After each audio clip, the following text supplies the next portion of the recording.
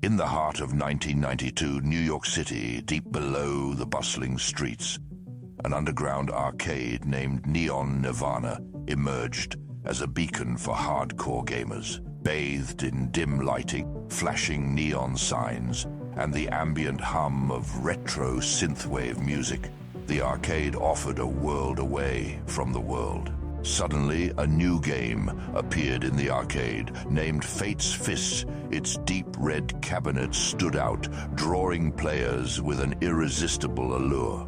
Boasting graphics and character designs far beyond its time, it seemed like a cross between art and gaming. Before long, lines formed, with players eagerly waiting their turn, but whispers began to spread. There were stories that if a player met their demise in Fate's Fist, their real-world fate would eerily mimic their in-game end.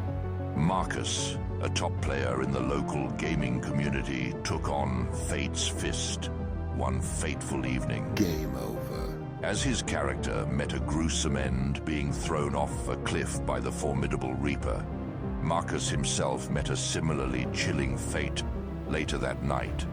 He fell from a high-rise balcony during a party, the circumstances eerily mirroring his in-game defeat. Not long after, Lana, another regular at the arcade, suffered an in-game electrocution. Game over. That night, in a bizarre turn of events, her apartment experienced an unprecedented lightning strike, fatally surging her home console. The tales of these uncanny deaths spread far and wide.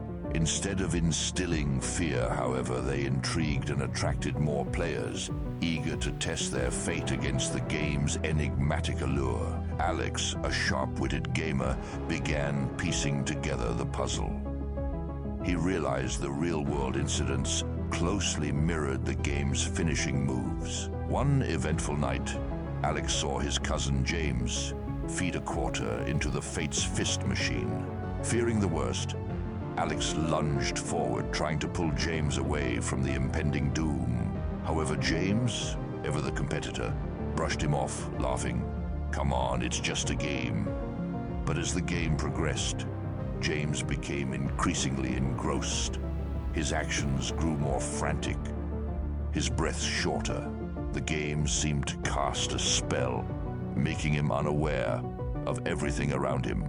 To Alex's horror, James's character was soon backed into a corner by a menacing opponent.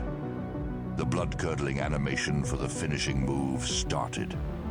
The foe's character brandished a massive sword, poised to strike, but before the deadly blow landed, the arcade's power abruptly shut off. A heavy silence enveloped the room, broken only by the collective gasps of the startled gamers. Panic gripped Alex. Did he just witness his cousin's final moments? His fear was soon alleviated by a backup light flickering to life. Emerging from the shadows was the arcade's attendant, a tripped circuit breaker in hand. Sorry, folks. Old building, old wiring. Happens from time to time. James, noticeably shaken, backed away from the now dormant machine. "That's it. I'm done with this game." Nearly gave me a heart attack. He glanced at Alex, his arrogance replaced by unease. "You might be onto something with this game, man. It felt too real." The following evening, Fate's Fist was conspicuously absent from Nirvana. When the two boys inquired about its whereabouts, the arcade attendant simply said, It was only a beta test. The real game ships to home consoles next month.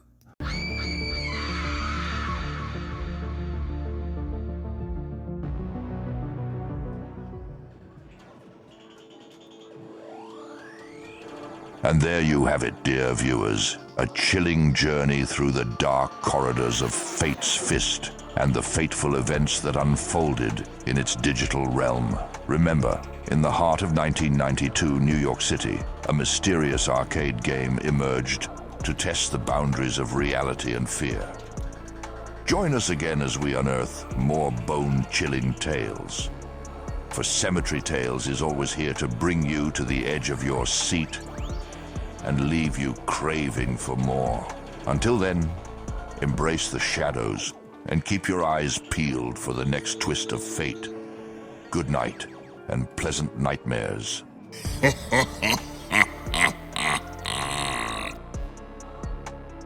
Before you dig your way out, make sure to smash that like button and subscribe for more spine-tingling tales. And if you're still craving a dose of the dreadful, why not check out another ghastly episode from Cemetery Tales?